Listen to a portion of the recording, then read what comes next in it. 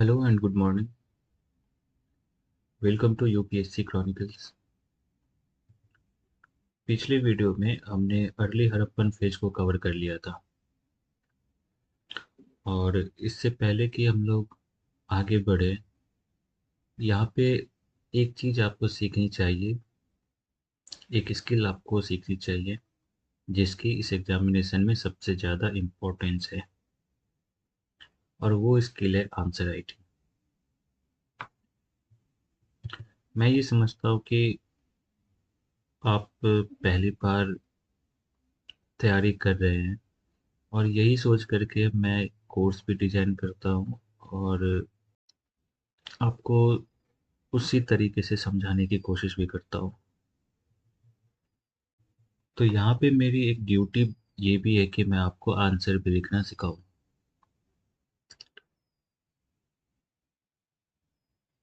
मैंने देखा है इवन अपनी प्रिपरेशन में भी, और भी जो लोगों को मैंने देखा है तो उनको दिक्कत आती है लिखने। And this problem is quite natural, quite common. काफ़ी कॉमन से प्रॉब्लम है आंसर राइटिंग। अब आंसर राइटिंग में भी अगर आप बिगनर हो या आपने बहुत ही कम आंसर्स लिखे हैं तो आपको तीन तरह की दिक्कत आएगी शुरुआत में। पहली दिक्कत तो ये है कि आपको क्वेश्चन समझ में नहीं आएगी। दूसरी दिक्कत आती है कि अगर क्वेश्चन समझ आ भी गई तो आप शुरू कैसे करोगे। पहला लाइन क्या लिखोगे, मतलब पहला वर्ड क्या लिखोगे, what will be the first word, what will be the first sentence, how you begin the answer. और शुरुआत में तीसरी दिक्कत आएगी कि आपके वर्ड्स कंप्लीट नहीं होंगे। जैसे दो तरह के क्वेश्चंस आते हैं, 10 मार्क्स के और 20 मार्क्स के। तो 10 मार्क्स के क्वेश्चंस में आपको ऑन एन एवरेज 150 वर्ड्स लिखने होते हैं। 20 मार्क्स वाले में या 15 मार्क्स वाले में आपको 250 वर्ड्स लिखने होते हैं। तो शुरुआत में जो दिक्कत आएगी वो आपके वर्ड्स कंप्लीट नहीं होंगे, आंसर आपकी अधूरी रहेगी। लेकिन ये जो प्रॉब्लम्स हैं, ये शुरुआती प्रॉब्लम्स हैं। प्रॉब्लम यहाँ खत्म नहीं होगी। जैसे आप आगे जाओगे आपकी प्रॉब्लम भी चेंज होगी। आप इस चीज़ को ओवरकम कर लोगे। आप इंट्रोडक्शन लिख लोगे, शुरुआत कर दोगे, आप 150-250 वर्ड भी कंप्लीट करोगे, क्वेश्चन भी समझने लगोगे। पर आगे चलकर जो दिक्कत आती है वो आएगी, आपके अब आपके पास कई सारे वर्ड्स हैं और उन वर्ड्स को, उन आइडियाज़ को आपको 150 वर्ड में समेटना है। तो ये आगे की दिक्कत है जिसको हम आगे डील करेंगे। लेकिन अभी चूंकि हमारी शुरुआत की कुछ लेक्चर्स हुई है और हमने आंसर राइटिंग अभी तक एक या दो की है मेरे ख्याल से, वो भी नियोलिथिक वाले चैप्टर में कर रहे थे, और वो भी हमने प्रॉपर आंसर वहाँ पे नहीं लिखे थे। लेकिन यहाँ से जैसे जैसे हम टॉपिक को कवर करते चलेंगे तो हम लोग कुछ प्रीवियस ईयर क्वेश्चंस को भी डील करेंगे और कुछ सैम्पल क्वेश्चन या प्रैक्टिस क्वेश्चंस को भी हम साथ ही डील करेंगे, जिससे मैं आपको बता पाऊंगा और मैं समझा पाऊंगा कि एक अच्छे आंसर की फॉर्मेट क्या होती है, कैसे शुरुआत की जाती है, क्या कंटेंट हम यूज करेंगे, क्या हमारी स्टैंड होनी चाहिए, क्या हमारी टोन होनी चाहिए आंसर की। तो क्वेश्चंस के साथ हम इन चीज़ों को सीखते हुए चलेंगे। इसके साथ ही ये तो एंशियंट इंडियन सीरीज की एंशियंट इंडियन हिस्ट्री की लेक्चर्स चलेगी, लेकिन एक आंसर राइटिंग की क्लास सेपरेटली चलेगी साथ में। वो मैं कोशिश कर रहा हूँ कि जैसे कुछ चैप्टर्स हो जाए तो उसके बाद हम PYQ की भी क्लास यहाँ पे शुरू कर सकें। पर अभी उसमें क्या है कि नवंबर अभी ऑलमोस्ट आधी पे आ गई है और दिसंबर है, जनवरी है, जिसके बाद जनवरी के बाद कुछ जनवरी के बाद जनरली लोग प्रीलिम्स मोड में शिफ्ट होने लगते हैं। तो प्रीलिम्स रिलेटेड क्लास भी आ सकती है, तो इन दैट केस जो पीवाईक्यू वाली क्लास होगी वो शायद वहाँ पे रुक भी सकती है। मतलब कि एग्जामिनेशन की डिमांड को ध्यान में रखते हुए कोर्स हमारी चलेगी, क्योंकि हमने अर्लियर अपर फेज तक कवर किया हुआ है। और जो यूपीएससी क्वेश्चन भी पूछती हैं तो वो यही इसी आसपास से क्वेश्चन पूछना शुरू करती है। पैलियोलिथिक से तो क्वेश्चन देखने को मिले नहीं और बनते भी नहीं है यूपीएससी लाइक क्वेश्चंस वहां से। जो क्वेश्चंस बनती वो न्यूलिथिक से बननी शुरू हो जाती है। और कैलकोलिथिक से भी क्वेश्चंस मिले हैं, बट हड़प्पन सिविलाइजेशन से कई सारे क्वेश्चंस बनते हैं, इसके कई सारे एस्पेक्ट्स हैं, और खास करके मेच्योर फेज से तो बहुत ही अच्छे अच्छे स्टैंडर्ड क्वेश्चंस बनते हैं। लेकिन अर्ली हड़प्पन फेज के भी क्वेश्चंस हैं, वो आपकी अंडरस्टैंडिंग के लिए काफ़ी इम्पोर्टेंट है, और इससे भी एक स्टैंडर्ड क्वेश्चंस पूछे गए हैं जो हम इस क्रम में देखेंगे आगे।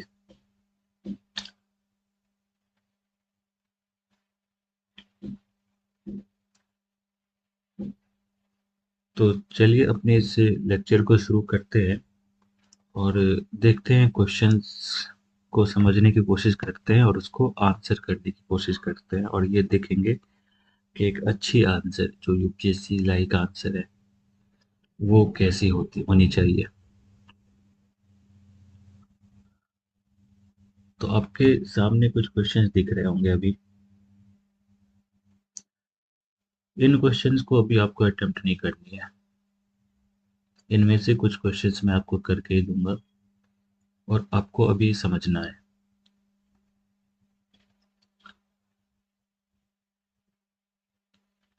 सबसे पहले हम एक सबसे बेसिक क्वेश्चंस को उठाते हैं, वेरी बेसिक क्वेश्चन, ताकि आप कम से कम लिखना शुरू कर सको। जरूरी है कि आप लिखना शुरू करो।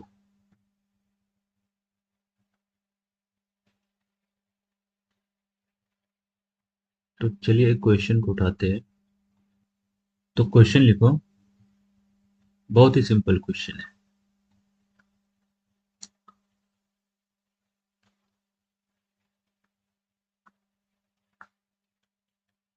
What is the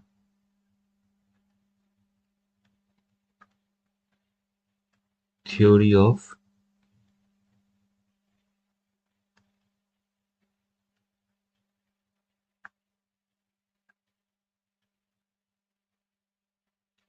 Mesopotamian origin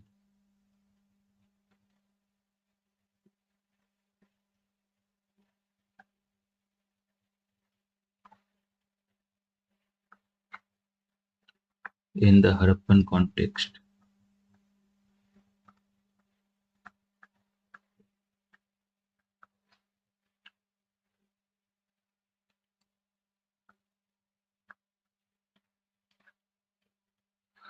बहुत ही सिंपल क्वेश्चन है, स्ट्रेट फॉरवर्ड क्वेश्चन है। आपसे सीधा सीधा पूछा गया है कि हड़प्पन कॉन्टेक्स्ट में मेसोपोटामियन थ्योरी क्या है। यहाँ पे सिंपली आपसे हड़प्पन ओरिजिन के बारे में पूछी जा रही है कि हड़प्पन ओरिजिन के आ, हड़प्पन सिविलाइजेशन की जो ओरिजिन हुई उसमें मेसोपोटामियन ओरिजिन थ्योरी क्या है। तो इस क्वेश्चन की नेचर क्या है हुई, इस क्वेश्चन की नेचर क्या है। ये जो क्वेश्चन है ये हमें सीधी सीधी क्वेश्चन दिख रही है, स्ट्रेट फॉरवर्ड क्वेश्चन दिख रही है। यानी कि हम ये कह सकते हैं this is one of the descriptive type question. We can say that this question is descriptive, means you have to describe something. This is factual question. आपसे कोई ओपिनियन तो नहीं पूछी, आपसे तो कोई ओपिनियन जानने की कोशिश नहीं की गई यहाँ पे। आपको अपनी बात रखने की भी ये बात नहीं कर रही है, आपको अपनी भी बात रखने के लिए ये नहीं बोल रहा है। आपसे सीधा सीधा पूछा गया है कि मेसोपोटामियन ओरिजिन थ्योरी क्या है। आपसे ना इसको इवेल्युएट करने के लिए कहा गया है, ना इसको एग्जामिन करने के लिए कहा गया है, ना ही इस पे कुछ कमेंट करने के लिए कहा गया है। आपसे सीधा सीधा पूछा है कि Mesopotamian origin theory Harappan context में क्या है। तो क्वेश्चन के नेचर को समझ रहे हैं आप, क्वेश्चन के टोन को समझना पड़ेगा कि आपसे क्वेश्चन पूछ क्या रही है, किस टोन में पूछ रही है, मूड क्या मूड है क्वेश्चन की। तो आपको एनालाइज करना पड़ेगा कि ये क्वेश्चन है डिस्क्रिप्टिव और फैक्चुअल टाइप क्वेश्चन है। फैक्चुअल टाइप क्वेश्चंस को आइडेंटिफाई कैसे करें? तो वो क्वेश्चन के कीवर्ड्स को देख करके, या जिसको हम लोग डायरेक्टिव कीवर्ड है या ट्रेलिंग वर्ड्स हैं, उसको देख करके हम क्वेश्चन के टाइप को एनालाइज करते हैं। जैसे कि अगर मान लो आपसे कहा गया लिस्ट करो, list out some of the characteristics of early Harappan phase, और you have to enumerate the achievements of Ashoka. You have to point out, you have to list, you have to highlight. So in such questions, you have to write the facts. You do not give your opinion. क्योंकि आपसे पूछी गई है कि बस इस चीज को लिस्ट करो, इस चीज को लिखो।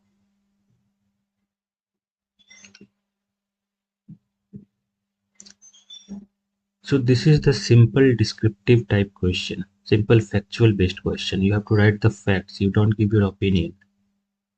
You will give your opinion only when you are asked to give it. Otherwise, you will remain silent. You will respond what is being asked only. Remember that.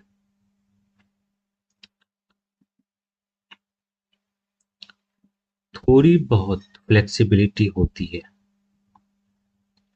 ऐसा नहीं कि आपको स्ट्रिक्टली मना किया जाता है कोई भी चीज लिखने के लिए। थोड़ी बहुत फ्लेक्सिबिलिटी होती है, और थोड़ी बहुत नमक मिर्च लगा करके भी आंसर को परोसी जाती है। पर ये चीज अभी आप नहीं करोगे। अभी आप किस स्टेज में हो? अभी आप बिगिनर स्टेज में हो, अभी आप लिख रहे हो, और मैं ये एज्यूम कर रहा हूँ कि ये पहली क्वेश्चन है जो आप इस प्रिपरेशन में लिख रहे हो। तो अभी आपको कुछ ज़्यादा चीज़ें अपनी तरफ से नहीं करनी है, अभी आपको सीखनी है। तो यहाँ पे हमने समझा कि क्वेश्चन की डिमांड क्या है, क्वेश्चन की टोन या मूड क्या है, क्वेश्चन की नेचर क्या है। अब जब हम इस चीज़ को जान रहे हैं,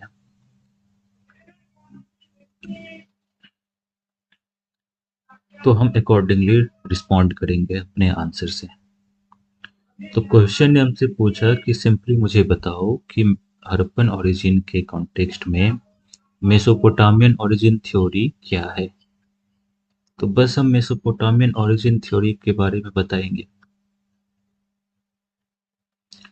अब मुझे बताओ, अगर आपने ये चीज समझा, क्या हम यहाँ पे मेसोपोटामियन थ्योरी जो है उसको क्रिटिसाइज करेंगे क्या? यहाँ हम उसको क्रिटिसाइज नहीं करेंगे। क्या हम यहाँ पे किसी दूसरे थ्योरीज की भी चर्चा करेंगे? हम यहाँ पे दूसरे थ्योरीज की भी चर्चा नहीं करेंगे। क्यों नहीं करेंगे? क्योंकि हमसे कहा नहीं गया है, हमसे पूछा नहीं गया है। हमसे सिंपली क्या पूछा गया है? मेसोपोटामियन ओरिजिन थ्योरी क्या है हड़प्पन कॉन्टेक्स्ट में। तो हम बताएंगे मेसोपोटामियन ओरिजिन थ्योरी क्या है हड़प्पन कॉन्टेक्स्ट में, और वही हमारी आंसर होगी। तो उम्मीद है कि ये चीज आपको, ये बेसिक सी चीज आपको समझ में आई होगी कि क्वेश्चन के मूड को, क्वेश्चन के डिमांड को, क्वेश्चन के नेचर को सबसे पहले एनालाइज किया जाता है, सबसे पहले एनालाइज किया जाता है। तो जब हमने इस चीज को समझ लिया, तो अब हम बढ़ते हैं अपने आंसर की तरफ। और देखते हैं कि किस तरह से हम इस क्वेश्चन को अप्रोच करेंगे। हमें ये सिंपली एक्सप्लेन करनी है। This is explanation based question. So our introduction will be sim C. जब भी हमारी आंसर होगी, तो आपको पता है, आपको तो जो भी हमारी आंसर होगी तो वो आईबीसी फॉर्मेट में होगी। आईबीसी का मतलब है introduction, B for body and C for conclusion. तीन पार्ट्स में हमारी आंसर होगी जनरली। इंट्रोडक्शन होगी, बॉडी होगी और एक कंक्लूजन होगी। अब इंट्रोडक्शन जो है एक बहुत ही मतलब मजेदार सी चीज होती है। और इंट्रोडक्शन जो है ना, एक हुक होनी चाहिए। Hook in the sense that it attracts the attention of the examiner. जो आपकी कॉपी चेक कर रहा है उसके अटेंशन को अट्रैक्ट करनी चाहिए, तो आपके आंसर के प्रति वो ज़्यादा झुकेगा और आपके आंसर को देखना चाहेगा। और ये जो काम होती है हुक की, ये क्वेश्चन के डिमांड के अकॉर्डिंग होती है। क्योंकि क्वेश्चन में जो पूछी गई है, आप उसी चीज़ को एड्रेस कर रहे हैं, ये आपके इंट्रोडक्शन में ही होनी चाहिए। जो आपकी मेन बॉडी है, आप उस बॉडी में क्या लिखने वाले हो, ये आपको इंट्रोडक्शन में ही इंडिकेट करना पड़ेगा। और ये जो तरीका है इंडिकेट करने की, क्वेश्चन के डिमांड को समझ के उसको एड्रेस करने के बाद कही जाने की जो तरीका है, इसी को कहते हैं थेसिस देना। That means our introduction will include the thesis statement, and thesis statement will give direction. Thesis statement will indicate towards where our main body will be going. So let's begin our answer first. अब इसको शुरू कैसे करें? देखो, एक तो तरीका है जैसे आप स्कूल में लिखते हैं कि Mesopotamian origin theory is this, और वो हमारे क्वेश्चन को शुरू करने का ये तरीका हो गया। बट यूपीएससी इस तरह से ये थोड़ी बचकानी हो जाती है। अब देखो, जब भी आप किसी गवर्नमेंट डॉक्यूमेंट को देखते हो तो वो एक ड्राफ्ट के फॉर्म में होती है। तो चूंकि हम इंडेक्सिंग तो यहाँ पे करेंगे नहीं, बट उस ड्राफ्ट के इस फॉर्मेट को, जो एक ऑफिशियल तरीका है लिखने का, उस चीज़ को अडॉप्ट करेंगे। जो हमने स्कूल में सीखा है लिखना अब तक, जो हम कॉलेज यूनिवर्सिटीज़ में लिखते थे, उस तरह से हम नहीं लिखेंगे यहाँ पे। हम इसी चीज़ को हमें समझना है। तो कैसे शुरू करें इस क्वेश्चन को? Theory of Mesopotamian origin. So one idea is, we know about many theories, right? At least four theories we have discussed. That means Mesopotamian origin theory is one of the various theories about Harappan origin. So you can begin like that also. Mesopotamian origin theory is one of the many theories put forwarded by various scholars about the origin of Harappan civilization. ये एक तरीका है आपके answer को शुरू करने का। एक दूसरा तरीका है,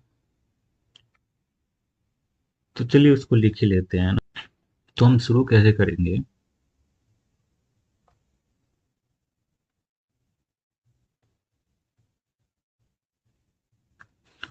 A great deal of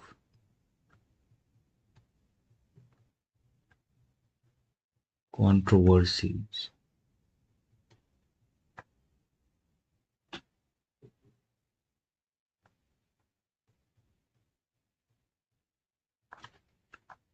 prevail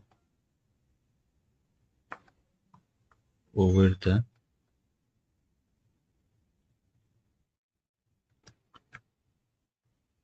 origin of the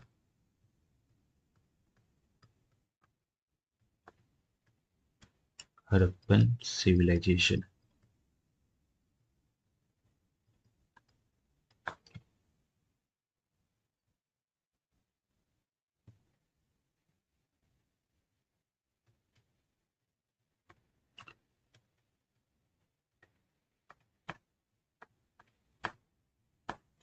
These controversies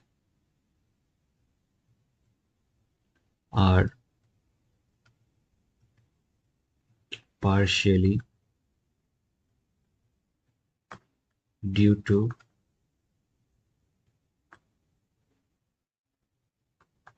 the lack of study materials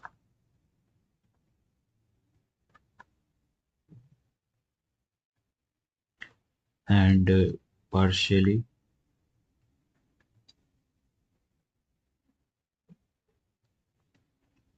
due to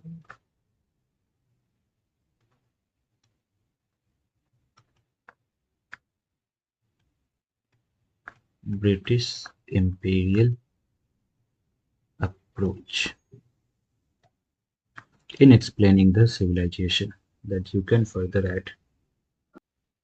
ठीक है, तो ये हमने बताया कि मेसोपोटामियन ओरिजिन के पीछे कई सारे कंट्रोवर्सीज है, और उन कंट्रोवर्सीज, वो जो कंट्रोवर्सीज है वो पार्शियली स्टडी मटेरियल की कमी की वजह से है, और कुछ कमी ब्रिटिश इंपीरियल अप्रोच की वजह से है। कुछ कंट्रोवर्सी ब्रिटिश इंपीरियल अप्रोच की वजह से। पर अभी हमारी इंट्रोडक्शन कंप्लीट नहीं हुई है, क्योंकि हमारी इंट्रोडक्शन कंप्लीट कब होगी, जब हम थीसिस स्टेटमेंट यूज करेंगे। और थीसिस स्टेटमेंट कैसी होती है? थीसिस स्टेटमेंट में हम जो हमारी मेन बॉडी है उसकी ओर इशारा करते हैं, और मेन बॉडी में हमारी क्या होगी? मेन बॉडी में हमारी मेसोपोटामियन ओरिजिन थ्योरी होगी, तो उस ओर हम इशारा करेंगे।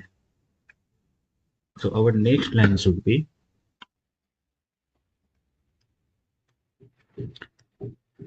some British scholars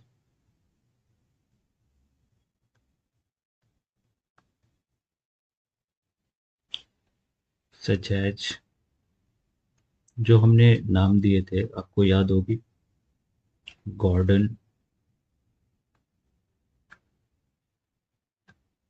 मैके,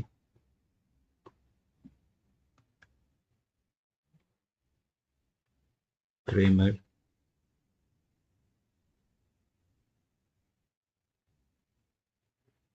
and later Mortimer Wheeler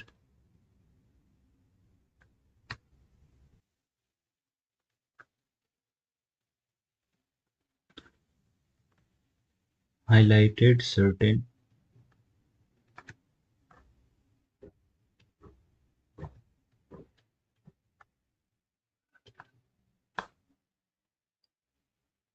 similarities between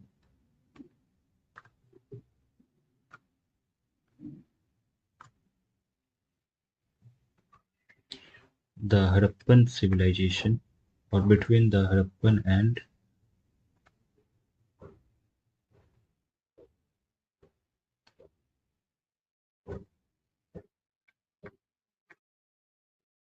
the Mesopotamian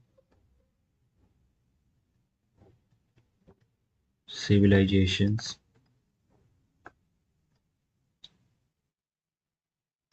and argued that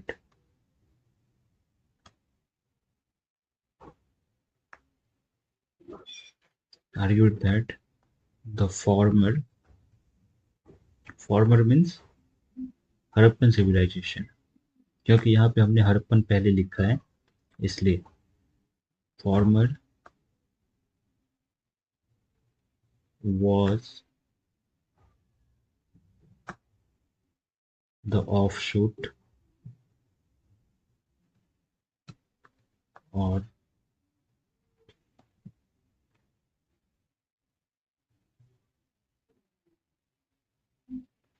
offshoot or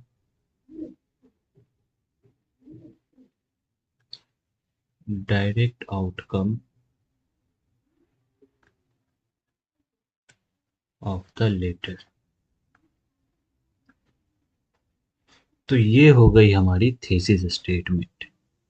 यहाँ पे हमने बताया, ब्रिटिश स्कॉलर्स ने ये आइडिया दिया है कि जो हड़प्पन सिविलाइजेशन है वो मेसोपोटामियन की डायरेक्ट आउटकम है।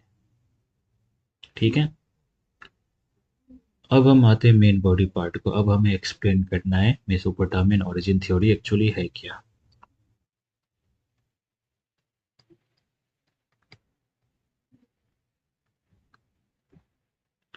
According to these scholars,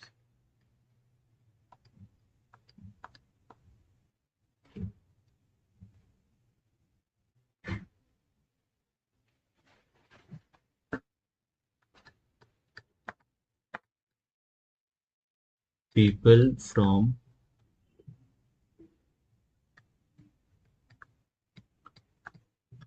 southern Mesopotamia, southern Mesopotamia region जो है इसको सुमेर भी कहते हैं, और Sumer, people from southern Mesopotamia region migrated to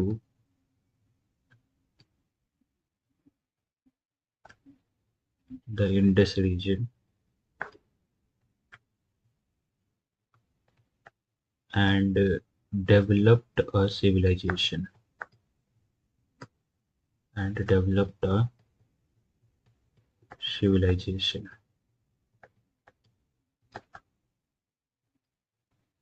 Later,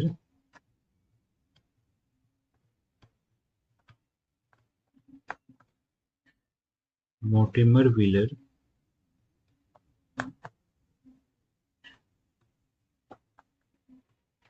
argued for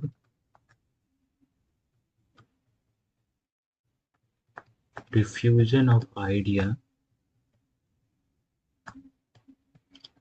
rather than rather than migration migration of people.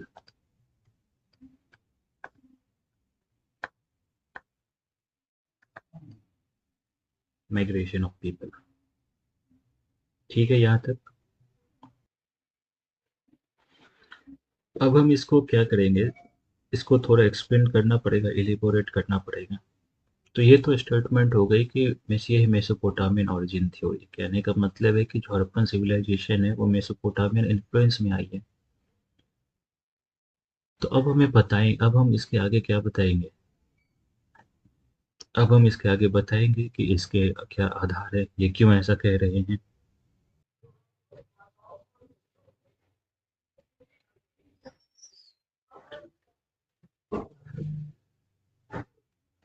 They pointed out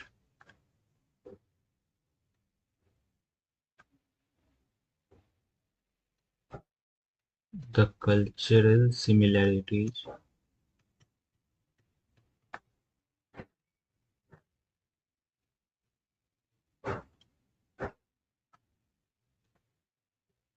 between the two civilizations,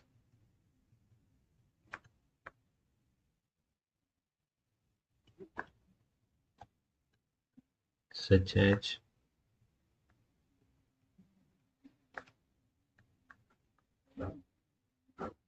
town planning,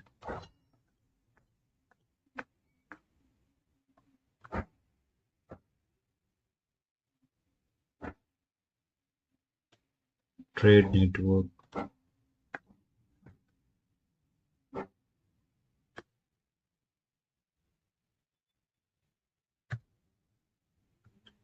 beads, scripts,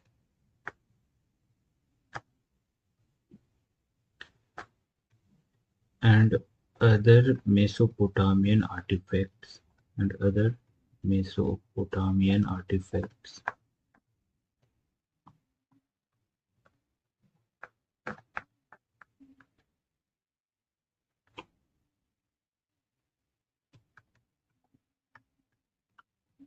discovered at discovered at many of the Harappan sites.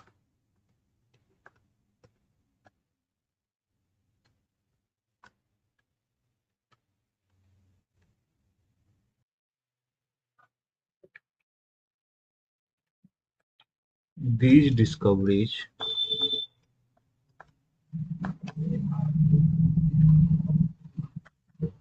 were inferred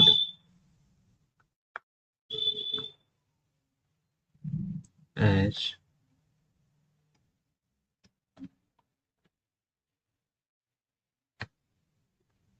cultural borrowing.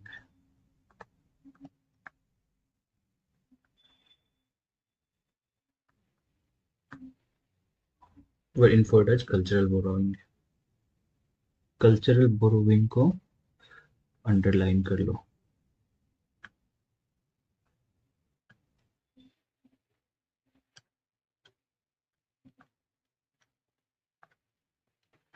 References to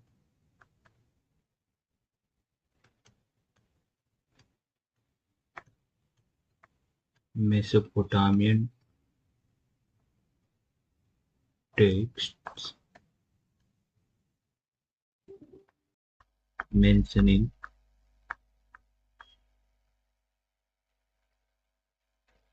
trade with Melva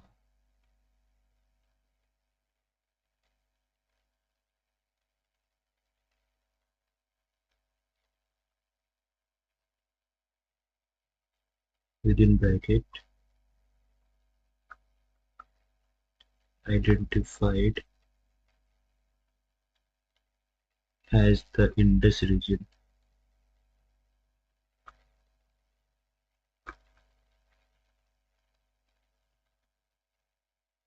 Mentioning trade with Melva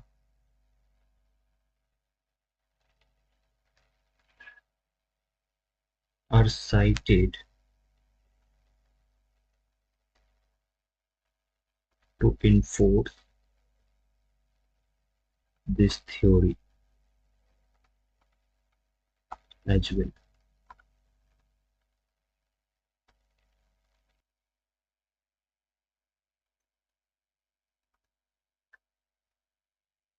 Certain religious symbols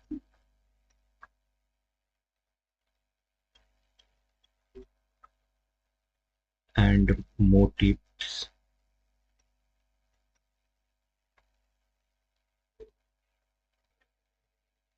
okay, you should correct something here. तो यहाँ पे आप लिख लो कि similarities in certain religious symbols and motifs.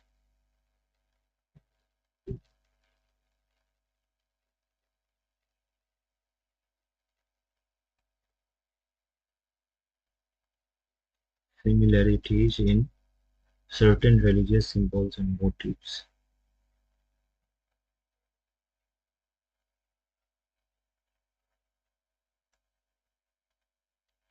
were also interpreted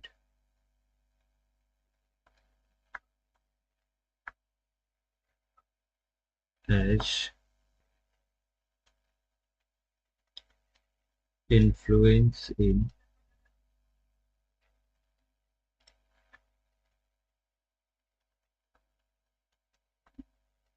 the religious sphere.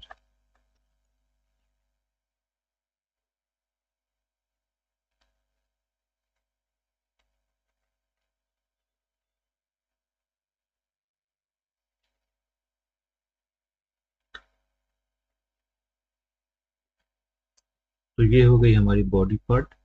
अब आते हैं हम कंक्लूजन पार्ट पे. तो कंक्लूजन में हमें हमसे सिंपली क्या पूछी गई है? हमसे सिंपली क्या पूछी गई है? थ्योरी ऑफ मेसोपोटामियन ओरिजिन क्या है? हमने बॉडी में क्या बताया है? मेसोपोटामियन ओरिजिन थ्योरी क्या है? कंक्लूजन में भी हम यही चीज लिखेंगे.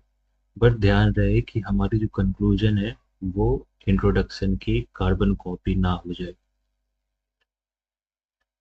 ठीक है, तो अब हम लिखते हैं कंक्लूजन. हमारा जो कंक्लूडिंग पार्ट है क्योंकि कंक्लूजन में हमें वो लिखना है जो हमने बॉडी में जिस चीज़ को एक्सप्लेन किया है उसी को कंक्लूड करना है। तो हमने बॉडी में मेसोपोटामियन ओरिजिन थ्योरी को एक्सप्लेन किया, तो हम उस चीज़ को कंक्लूड करेंगे। पर साथ में ध्यान इस चीज़ का भी रखेंगे कि हमारी इंट्रोडक्शन कंक्लूजन की इंट्रोडक्शन हमारी जो कंक्लूजन है वो इंट्रोडक्शन की कार्बन कॉपी ना हो। So we can write therefore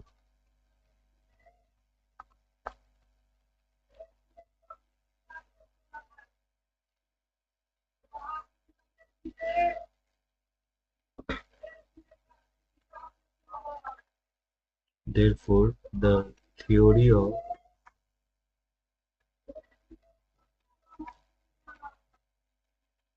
Mesopotamian origin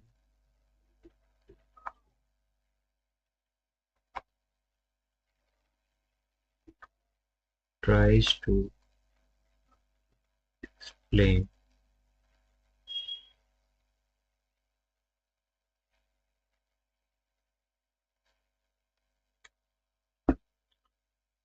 tries to explain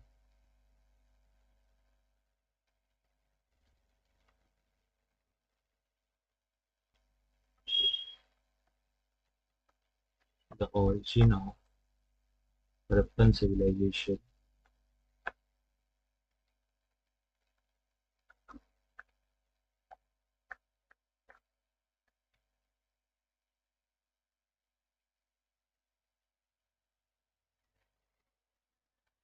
as a sudden and direct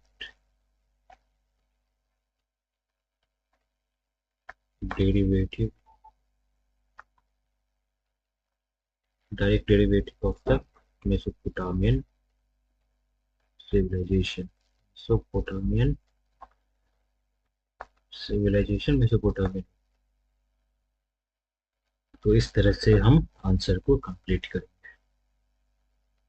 तो ये तो एक सिंपल सी क्वेश्चन है, हम और भी क्वेश्चंस करेंगे इसमें, और क्वेश्चंस के थ्रू हम आंसर राइटिंग को भी समझेंगे। क्वेश्चन के डिमांड के अनुसार हमारे आंसर्स की डिजाइन क्या होगी। अब इसी क्वेश्चन में अगर मान लो, ये तो सिंपल डिस्क्रिप्टिव टाइप क्वेश्चन है, अगर हमसे पूछी जाती,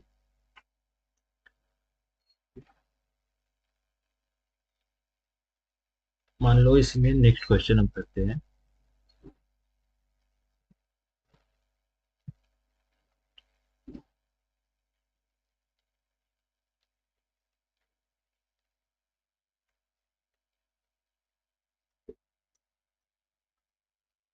do you agree that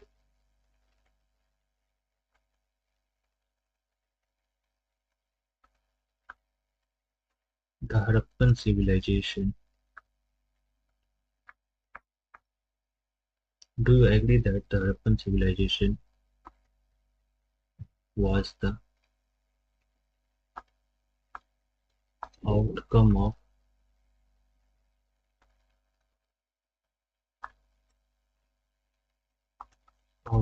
the Mesopotamian civilization?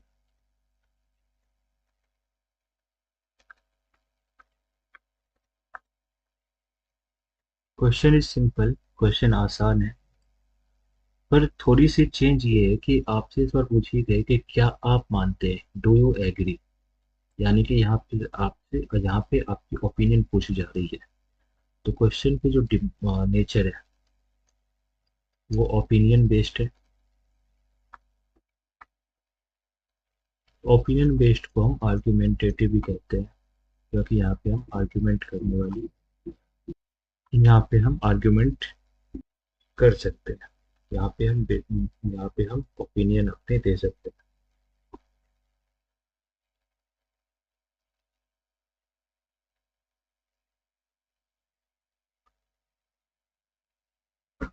तो क्वेश्चन सिंपल है कि क्या आप मानते हैं, do you agree that Harappan civilisation was the outcome of the Mesopotamian civilisation?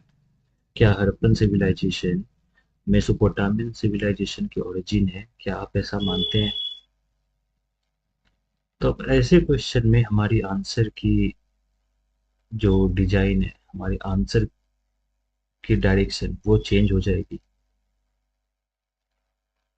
तो सबसे पहले यहाँ पे आपको एक स्टैंड लेना है, क्योंकि ये आपसे पूछा है, इसने आपसे पूछा है कि डू यू एग्री। तो आप आपको बताना है कि yes you agree and these are the reasons why you agree, no you don't agree and these are the reasons why you don't agree. आप यहाँ पे एग्जामिनर को कंफ्यूज नहीं कर सकते कि हाँ हम एग्री भी करते हैं लेकिन नहीं एग्री नहीं भी करते हैं। आपको यहाँ पे एक स्टैंड लेना है, ठीक है। और यहाँ पे स्टैंड हम इसलिए ले सकते हैं क्योंकि हमने जो वेरियस थ्योरीज पढ़े हैं उसमें ग्रेजुअल इवोल्यूशन वाली थ्योरी हमें ज़्यादा साइंटिफिक लगती है। और most of the historians and academicians believe in this theory of gradual evolution in the origin of Harappan civilization.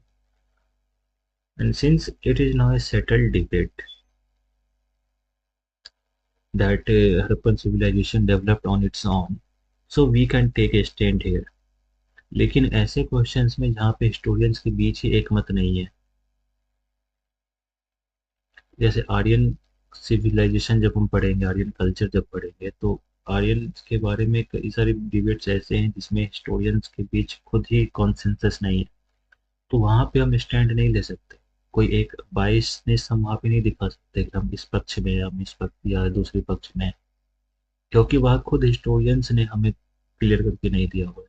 लेकिन यहाँ तो साइंटिफिकली अब प्रूव हो चुकी है ना। और maximum archaeologist, maximum historians and academicians believe in the theory of gradual evolution now. So we can take a stand here. Otherwise जहाँ पे कंफ्यूजन बरकरार है वहाँ पे हम क्लियर स्टैंड वहाँ पे नहीं ले सकते। तो जहाँ पे हम स्टैंड ले सकते हैं वहाँ पे हमारी अप्रोच क्या होगी आंसर की, और जहाँ पे हम क्लियर स्टैंड नहीं ले सकते वहाँ पे अप्रोच क्या होगी क्वेश्चन की। तो क्वेश्चन आंसर आंसर की, तो हम क्वेश्चन के डिमांड के अकॉर्डिंग हम उसको सॉल्व करेंगे। आगे जैसे जैसे हम इस सीरीज में आगे जाएंगे तो आपको और भी कई सारे क्वेश्चंस मिलेंगे, कई सारे नेचर के क्वेश्चंस मिलेंगे, और उन क्वेश्चंस के थ्रू हम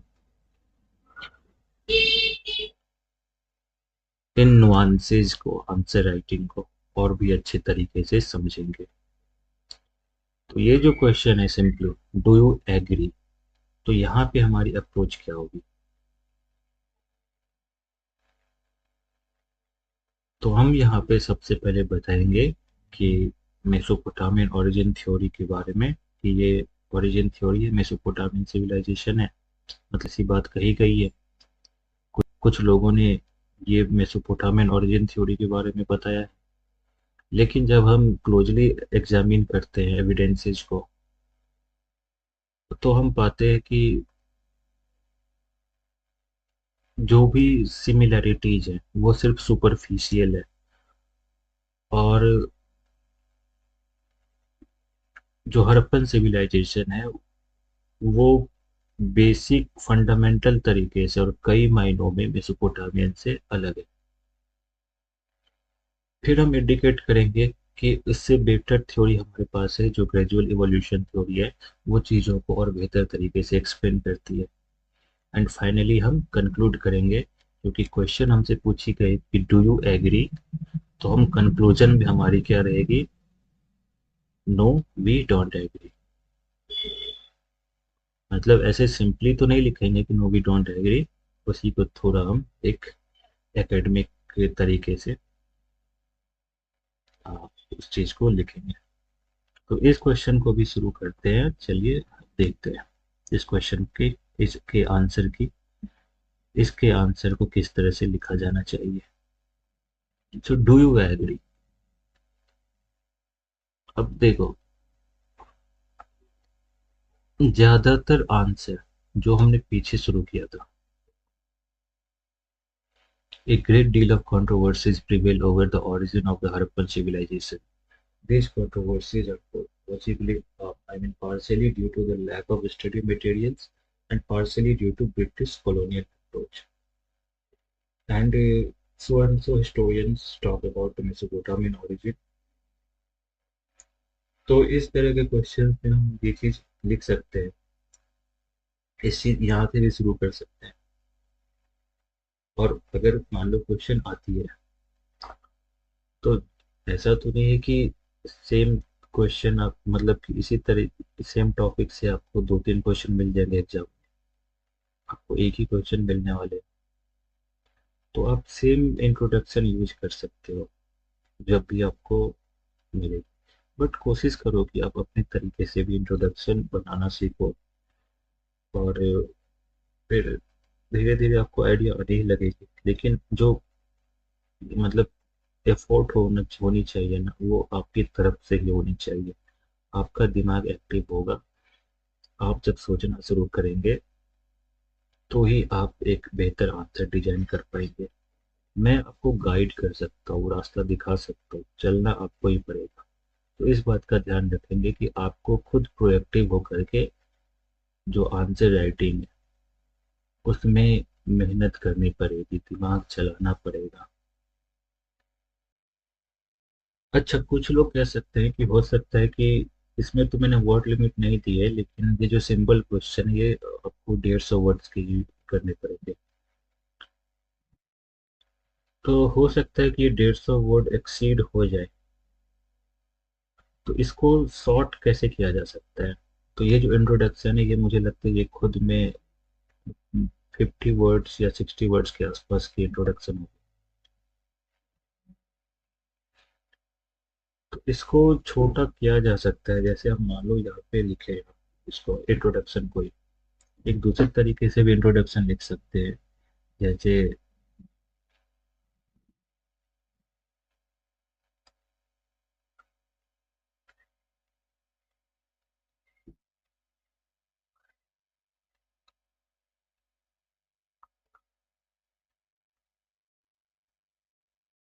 the origin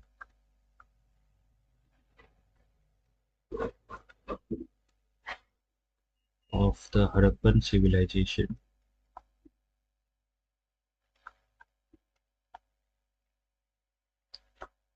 has been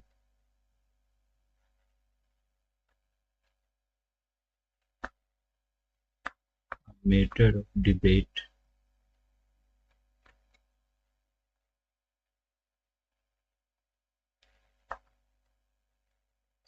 among the scholars. Simply यहाँ इस लाइन से भी शुरू कर सकते हैं, तो हमारी इंट्रोडक्शन शॉर्ट हो गई।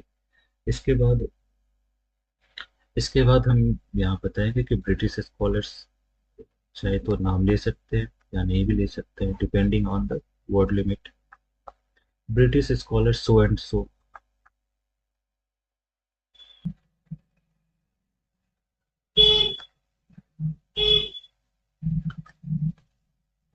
tried to explain its origin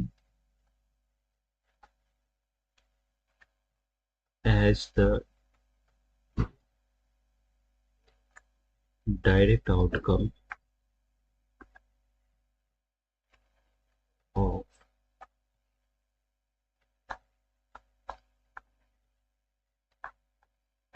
the Mesopotamian influence। तो ये भी आप अल्टरनेटिव इंट्रोडक्शन दे सकते हैं जो आपको कम से कम 25 से 30 वर्ड्स आपके बचा लेगी, और जिसको आप मेन बॉडी में भी यूज कर सकते हैं। तो ये एक स्किल है जो आपको सीखनी पड़ेगी कि कब हम वर्ड्स को लंबा करें, कब छोटा करें, किस पॉइंट को ज़्यादा एम्फेसाइज करें, किस पॉइंट को पीछे खींचे। तो ये एक स्किल है जो आपको धीरे धीरे करते करते आ जाएगी। नेक्स्ट क्वेश्चन है जो थी हमारी, do you agree that the Harappan civilisation was the outcome of the Mesopotamian civilisation? Now you should be knowing that most of the historians now believe in the gradual evolution theory, and they have discarded this Mesopotamian origin theory. So it is wise to take a stand in favor of gradual evolution theory. Simply, not simply because most historians believe that. Why most historians believe? Because it is scientifically established. We have archaeological evidence of cultural background at many of the mature Harappan sites. So by looking at the gradual evolution of these cultures, these sites, we come to know that mature Harappan phase or the urban phase of Harappan civilization evolved from the local regional cultures of the northwest. So it is wise to not agree with the Mesopotamian one. It is wise to not to agree with the Mesopotamian origin, because we will be going for that conclusion which are more scientifically backed, archaeologically established. That's why we will not agree with Mesopotamian. So हमारी stand क्या होगी कि हम इस theory को accept नहीं करेंगे. We do not agree with this theory. But what is the way of disagreeing? You should be very polite in disagreeing also. You cannot outrightly discard. So you have to give evidences. You have to give your stand why you disagree. तो introduction में हम वही चीज वापस से लिख सकते हैं जो पीछे हमने लिखा था, एक ग्रेट डील ऑफ कंट्रोवर्सी के बारे में, या ये जो सिंपल सी इंट्रोडक्शन है. Origin of Harappan civilization has been a great deal of debate among historians and academics and scholars. एक दूसरी इंट्रोडक्शन है जो आप यूज कर सकते हैं, इस तरह से भी आप इसको लिख सकते हैं. सेम चीज है, बस तरीके अलग अलग लिखने के.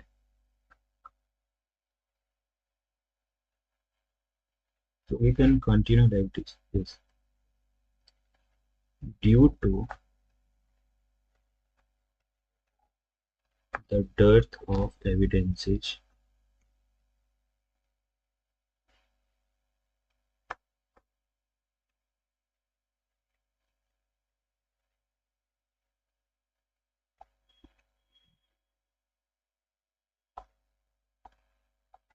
mystery prevails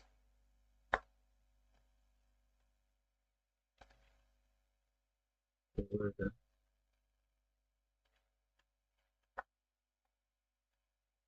origin of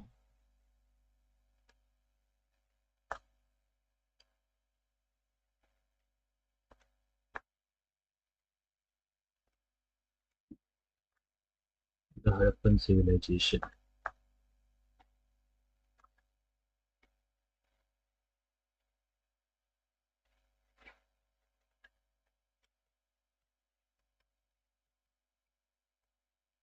British scholars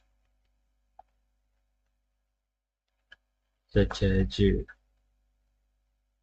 Mackay, Gordon,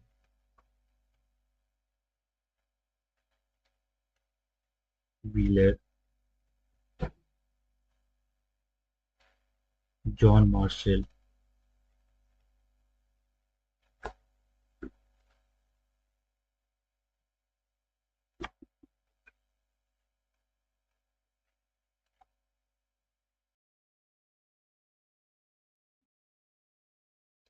tried to explain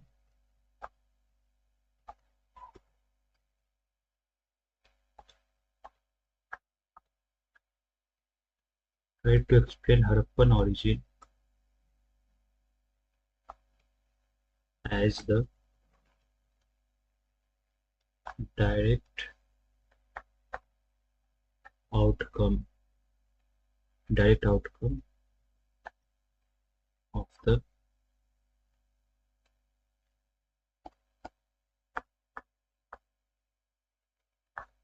Mesopotamian influence. Question में हमसे क्या पूछी गई? हड़प्पन सिविलाइजेशन क्या मेसोपोटामियन सिविलाइजेशन की आउटकम है? तो हम बता रहे हैं अपने इंट्रोडक्शन में कि ऐसे ऐसी बात कही जा रही है, लेकिन हमें अपने स्टैंड की तरफ भी इंडिकेट करना पड़ेगा हमारी थीसिस स्टेटमेंट में. तो नेक्स्ट हमारी थीसिस स्टेटमेंट आएगी, और इस थीसिस स्टेटमेंट को आप सीख लो. यही थीसिस स्टेटमेंट, आपको इसी थीसिस स्टेटमेंट को सीखना है.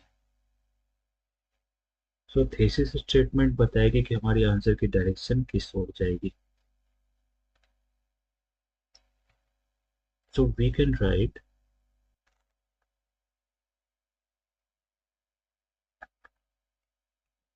but before, ओके एक लाइन और आप यूज कर सकते हैं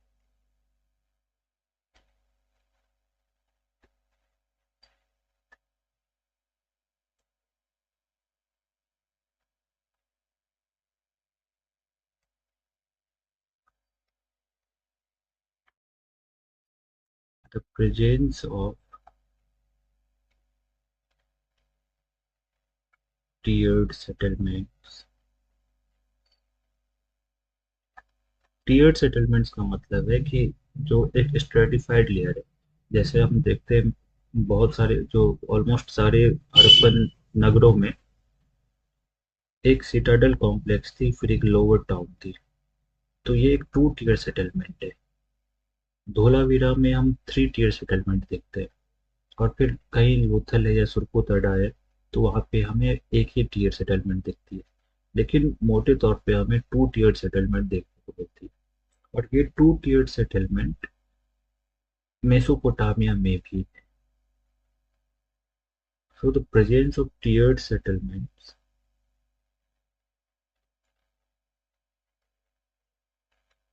seals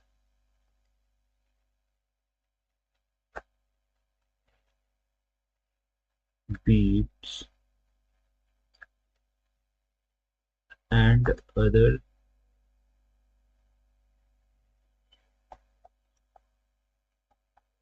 artifacts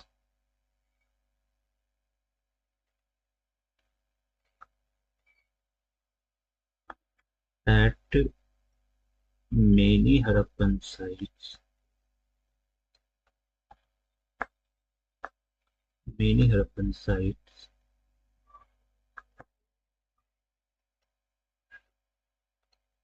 indicate towards this influence.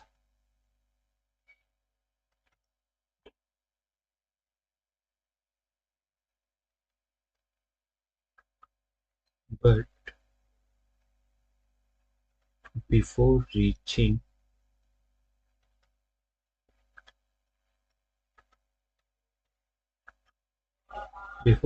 or before jumping to any conclusion,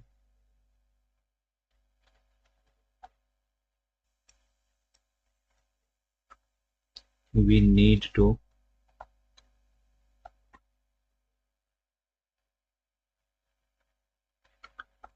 assess the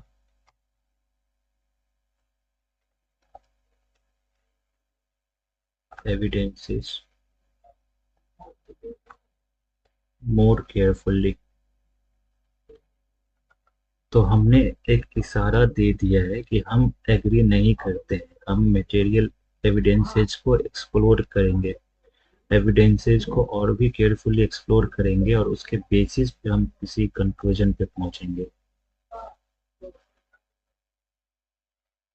ठीक है, हम यहाँ पे स्टैंड ये भी नहीं ले रहे हैं कि हम ग्रेजुअल इवोल्यूशन थ्योरी के साथ जाने वाले हैं।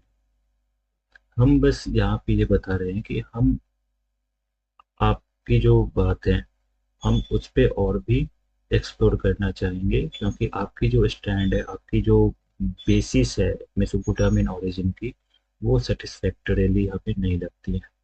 तो हम और भी जांच पड़ताल करना चाहेंगे, फिर हम किसी कंक्लूजन पे पहुंचेंगे।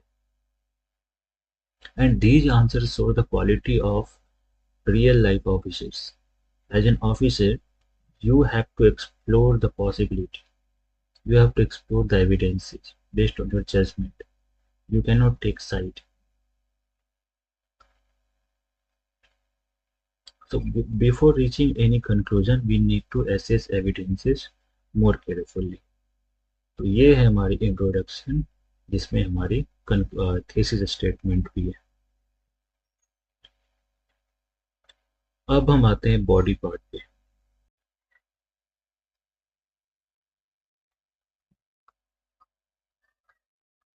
After minute observation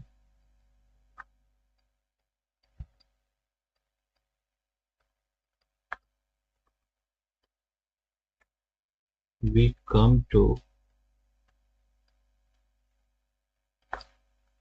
realize or understand that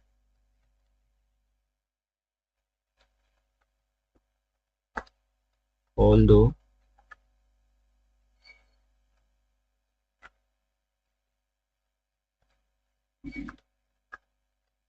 the Harappan and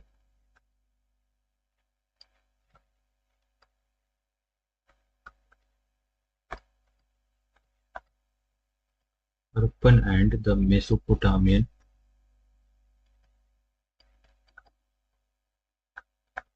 civilizations had similarities,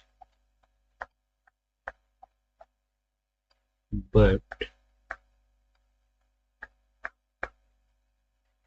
these similarities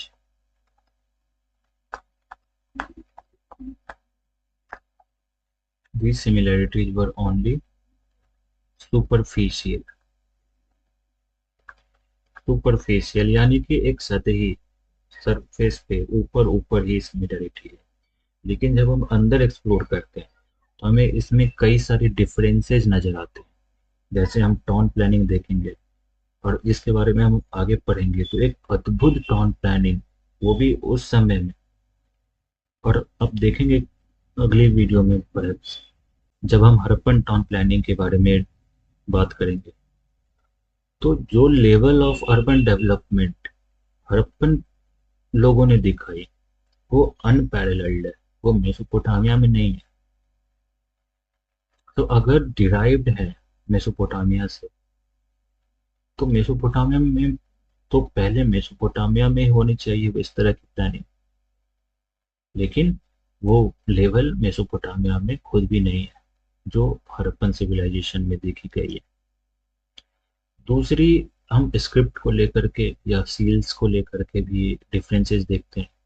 जैसे मेसोपोटामियन सील्स रेक्टेंगुलर या सर्कुलर शेप के हैं, वही सॉरी मेसोपोटामियन सील्स एक सिलिंड्रिकल शेप में आते हैं। लेकिन हड़प्पन सील्स रेक्टेंगुलर या सर्कुलर शेप में। स्क्रिप्ट भी डिफरेंट है। मेसोपोटामियन यूनिफॉर्म स्क्रिप्ट फॉलो करती है, हड़प्पन पिक्टोग्राफिक स्क्रिप्ट फॉलो करती है। इसको बोस्ट्रोफेडोन भी कहते हैं। बोस्ट्रोफेडोन का मतलब होता है कि जो अल्टरनेट लाइंस हैं, तो एक बार आप लेफ्ट से राइट जाएंगे और अगले लाइन में राइट से लेफ्ट जाएंगे, तो इस तरह की जो शेप बनती है, इस तरह से शेप बनेगी। स्क्रिप्ट जो आप लिखेंगे तो इस तरह से बनती है शेप। तो ये हड़प्पन स्क्रिप्ट की खास बात है। इसी को हम लोग कहते हैं बोस्ट्रोफेडोन।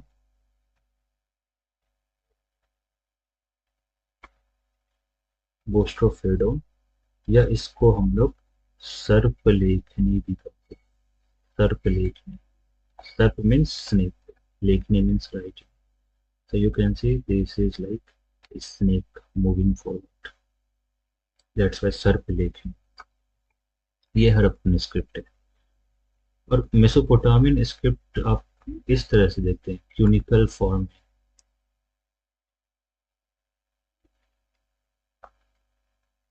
ये जो क्यूनिफॉर्म है, कांटों के तरह जो इसकी जो बनावट है, लिखावट है, वो Mesopotamian.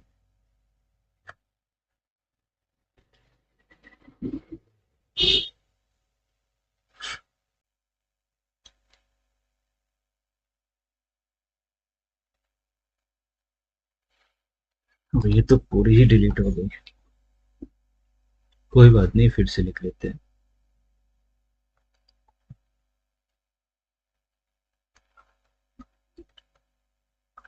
After minute observation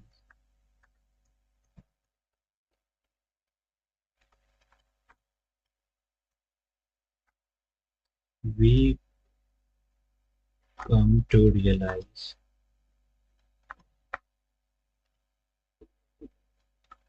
that although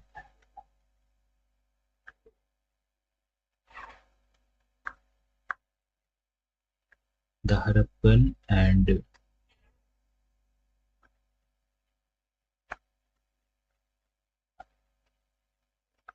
the Mesopotamian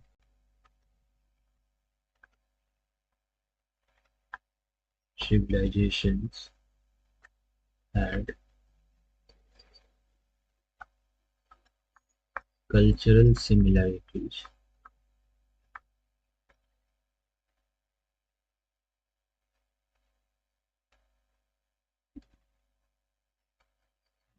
but these similarities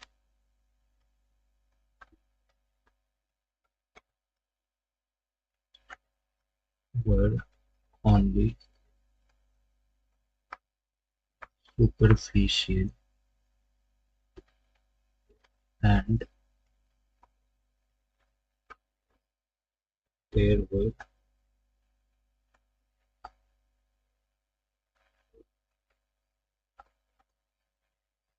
fundamental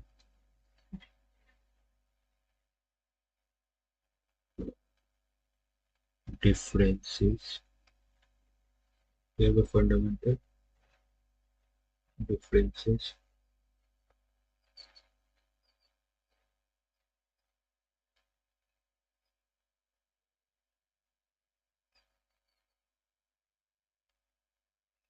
there were fundamental underlying differences.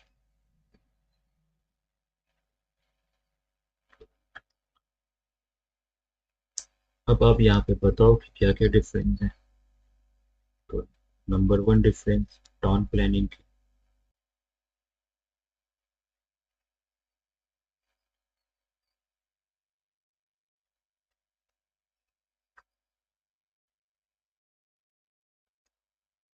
Town planning in the Harappan civilization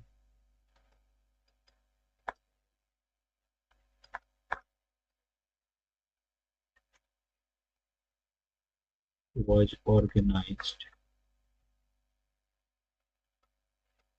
in a grid pattern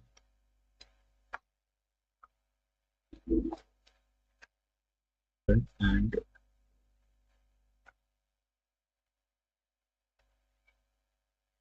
zone grid pattern and zones. But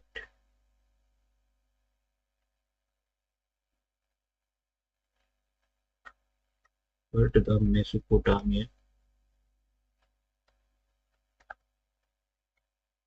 Mesopotamian towns दो तरीके हैं लिखने के। Mesopotamian towns were grown Mesopotamian towns were haphazard या Mesopotamian towns grew naturally organically और Mesopotamian towns lacked the element of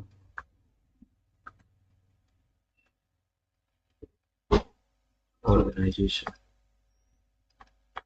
ये जो organise settlement है, ऑर्गेनाइज्ड प्लानिंग, ये एक यूनिक बात है, खास बात है हड़प्पन सिविलाइजेशन की, जिसके बारे में हम आगे पढ़ेंगे डिटेल में। तो ये एक डिफरेंस है टाउन प्लानिंग को लेकर के। उन्होंने कहा कि टाउन प्लानिंग में जो टीयर्ड सेटलमेंट है उसको देख करके उन्होंने कहा कि ये हड़प्पन ओरिजिन है। तो हम उसको काउंटर कर रहे हैं कि टाउन प्लानिंग में वो तो जो आप देख रहे हैं कि टीयर्ड सेटलमेंट, वो तो बस सुपरफिशियल बात है, लेकिन जो एक्चुअल प्लानिंग है, ऑर्गेनाइजेशन है और जो जोन्स बने हुए हैं कि हम देखेंगे हड़प्पन टाउन में कि एक खास एक्टिविटी के लिए खास जोन से असाइन की गई है। जैसे एक एक किसी किसी खास जोन में वर्कर क्वार्टर्स होंगी, इंडस्ट्री साइट होंगी, फैक्ट्री होंगी, जो रेसिडेंशियल एरिया होगी, रिलीजियस स्ट्रक्चर्स होंगे, पब्लिक स्ट्रक्चर्स होंगे, इनको एक जोन्स बना करके ग्रिड पैटर्न में ये जोन्स में असाइन की गई है। मार्केट प्लेस को डिजाइन की गई है कि एक पर्टिकुलर जोन में यही मार्केट प्लेस होगी जो without affecting the city traffic it will directly connect producers and the consumers. तो एक अलग तरह की ऑर्गेनाइजेशन है, डेवलपमेंट है, टाउन प्लानिंग की हड़प्पन सिटीज में। और इस तरह की ऑर्गेनाइजेशन मेसोपोटामिया या इजिप्ट में हमें नहीं मिलती देखने को। Mesopotamian towns grew haphazardly. It was not organized, it was not planned, whereas Harappan towns were planned.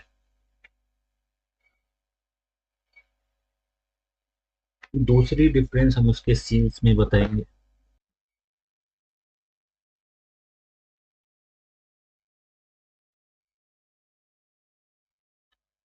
Although seals are discovered,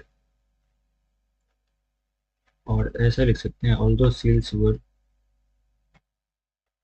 produced, दोनों ही लिख सकते हैं, दोनों ही सही है। Although seals were produced in both civilizations,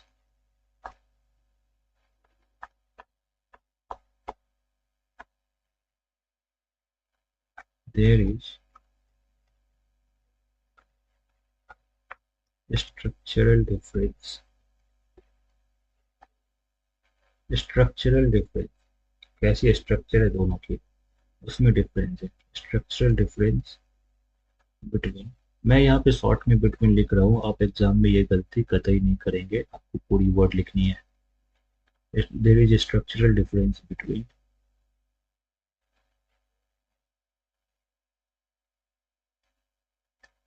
there seals.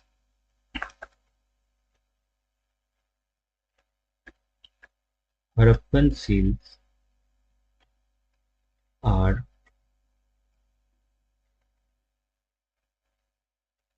Rectangular और circular, whereas the Mesopotamian seals are cylindrical।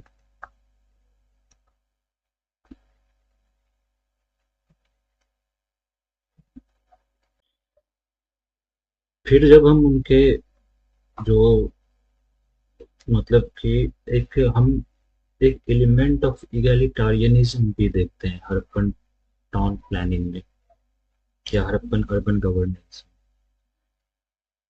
And we see and we do not see any royal palace और a elaborate temple structure in any of the Harappan cities. But in Mesopotamia, we see these temples. The role of ruling class is clearly visible through their royal palaces and temples. So, Harappan spent a lot on public infrastructure and public welfare, whereas Mesopotamians spent on royal infrastructure or elite structures. So, in the urban governance also, in governance, their governance models were also different. And this point we will highlight here.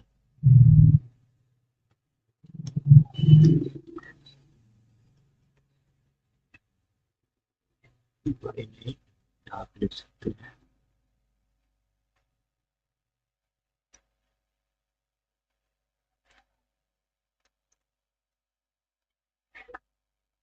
through careful observation of their structures,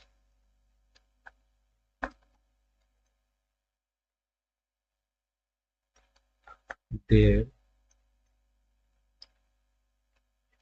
governance model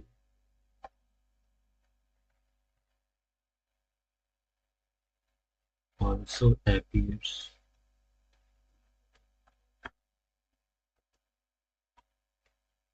to be different।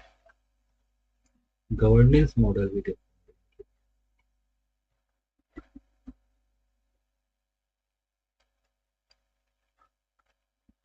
Mesopotamians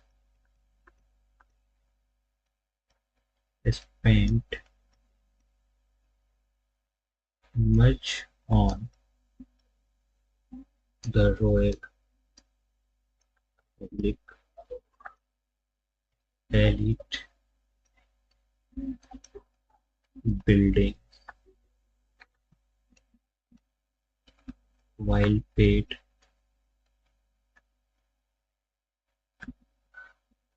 less attention on public infrastructure or public structures.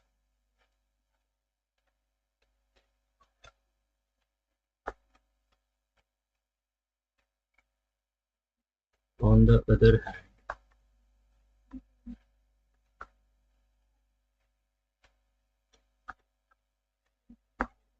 Harappans spent more on public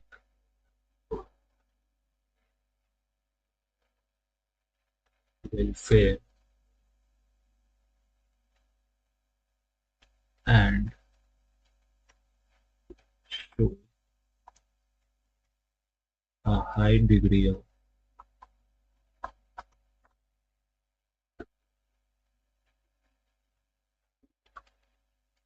egalitarianism in resource distribution or simply in governance.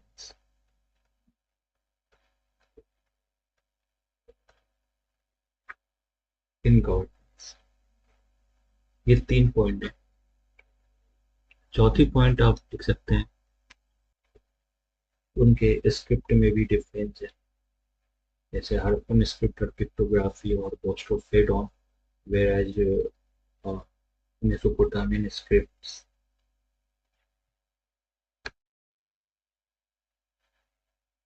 are cuneiform. There is also basic difference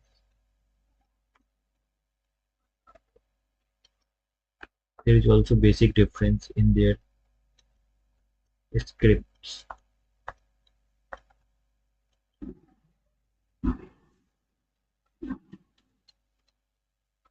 Mesopotamian script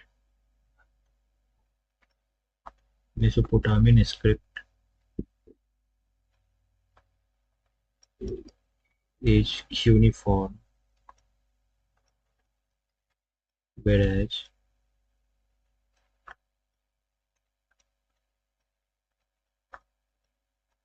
Harappan script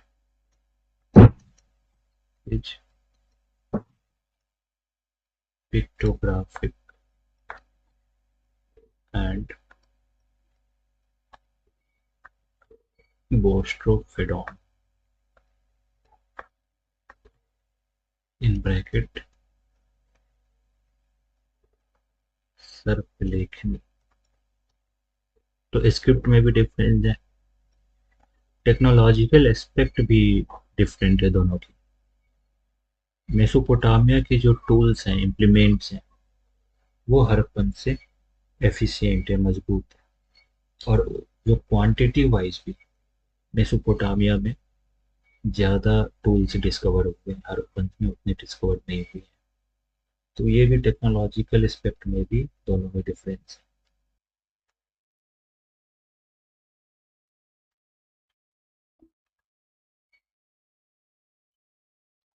है। इन technical aspect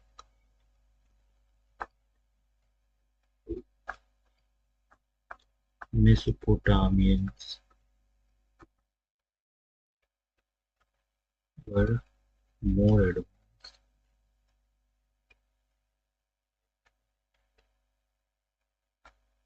advanced than the Harappans.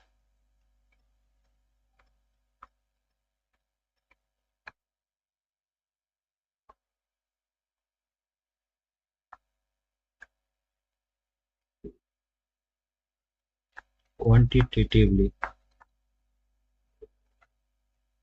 and qualitatively also.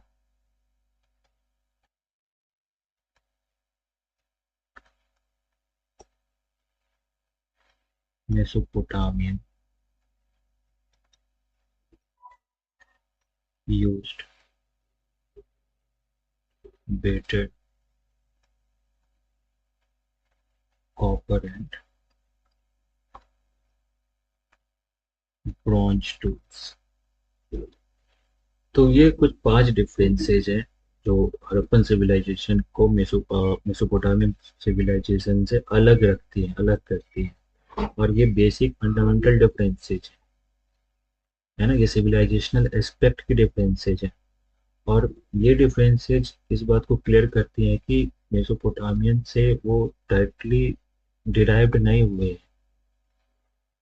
और जो भी cultural connection हमें दिखती है तो cultural contact है, ना कि कल्चरल बोरोविंग है, जैसा कि ब्रिटिश स्कॉलर्स क्लेम करते हैं। तो फाइनली हम मूव करेंगे अपने कंक्लूजन पे। और कंक्लूजन पे मूव करने से पहले हम एक दूसरी तरफ भी इशारा करेंगे कि इससे बेहतर थ्योरी हमारे पास है, जो आगे जो रिसर्चेज हुई है, नई एक्सप्लोरेशंस हुई है, उसके बेसिस पे एक नई जो भी थ्योरी है, एविडेंस मतलब एविडेंस बेस्ड थ्योरी है ग्रेजुअल इवोल्यूशन की, वो ज़्यादा मान्य है। हम उसकी तरफ भी इशारा करते हुए फाइनली अपने बात को कंक्लूड करेंगे।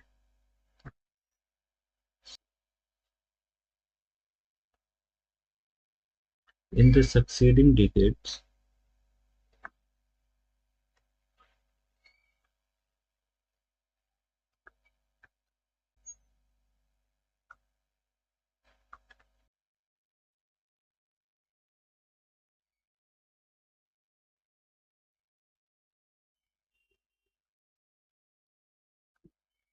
through further excavation,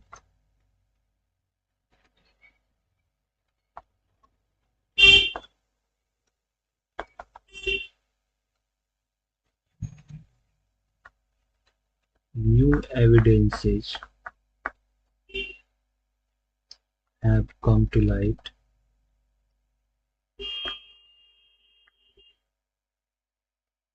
new evidences have come to light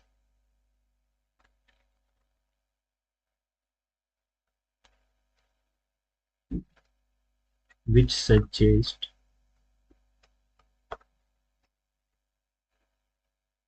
that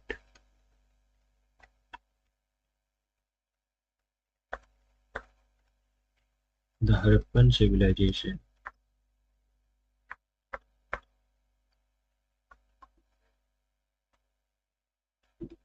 evolved organically evolved organically from the regional rural cultures of the northeast of the northwest।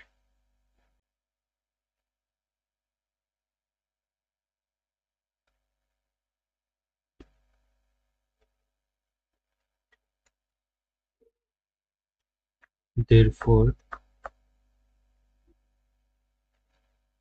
therefore, the sudden origin or the Mesopotamian origin theory, sudden origin or the Mesopotamian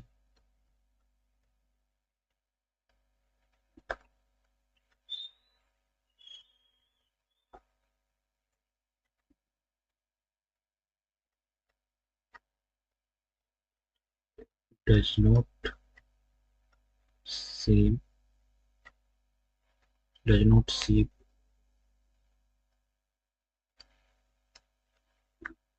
to be convincing।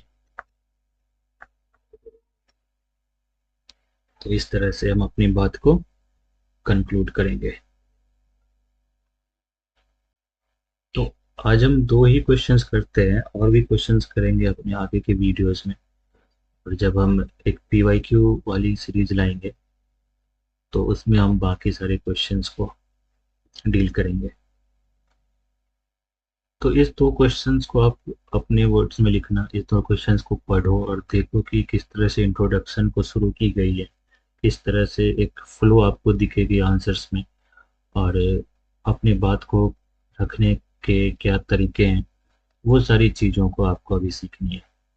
अभी जब आप answer लिखोगे तो उसके लिए कुछ practice questions हैं, ये जो पीवाईक्यू भी पूछी गई है। Did the mastery over agriculture act as a leverage for the rise of Harappan towns and cities? Discuss. तो कुछ की वर्ड्स हैं, जैसे डिस्कस है, इलेबोरेट है, एनालाइज है, क्रिटिकली एनालाइज है, एग्जामिन है, कमेंट है।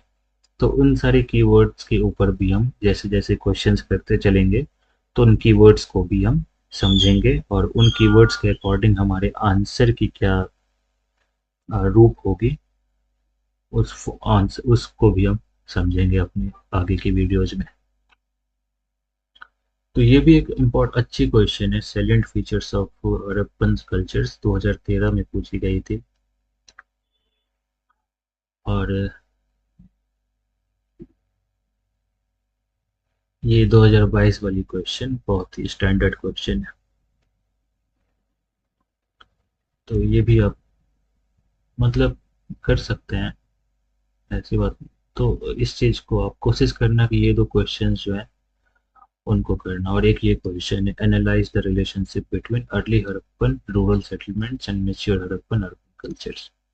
ये 3 क्वेश्चंस आप ट्राई करना घर पे खुद से करने के लिए। और अगर कर लो तो आप कमेंट सेक्शन में कमेंट कर सकते हैं, अपलोड कर सकते हैं, या टेलीग्राम चैनल पे भी करके अपलोड कर सकते हैं। वहाँ से आपको इवेल्युएटेड आंसर कॉपी प्रोवाइड करा दी जाएगी। तो उम्मीद है कि इस लेक्चर से आपने बहुत कुछ सीखा है। और सिंस मैं मान के चलता हूँ कि आप बिगनर्स लेवल पे हैं, आपने कभी आंसर नहीं लिखी है, तो निश्चित ही आपको इस वीडियो से काफ़ी कुछ समझ में आई होगी और आपने काफ़ी कुछ ज़रूर ही सीखा है। तो अगर ये वीडियो आपको पसंद आई, आपको ये इन्फॉर्मेटिव लगी, तो इसको सब्सक्राइब करें और अपने दोस्तों के साथ भी शेयर करें। मिलते हैं अपने नेक्स्ट वीडियो में कुछ और क्वेश्चंस के साथ। फिर हम मूव कर जाएंगे अर्बन हड़प्पन फेज पे, मैच्योर हड़प्पन फेज पे।